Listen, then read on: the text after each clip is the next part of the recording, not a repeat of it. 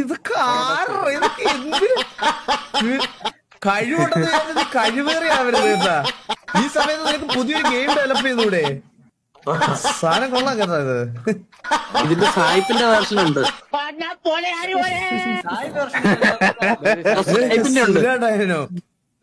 പുലയാടി മോനെ പുലയാടി മോനെ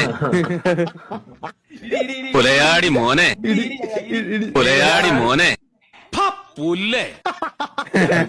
ഇതൊക്കെ അല്ലേ സാഹിബിന് നോക്കണ്ടേ? മലയാളി കൊള്ളക്കട്ടെ.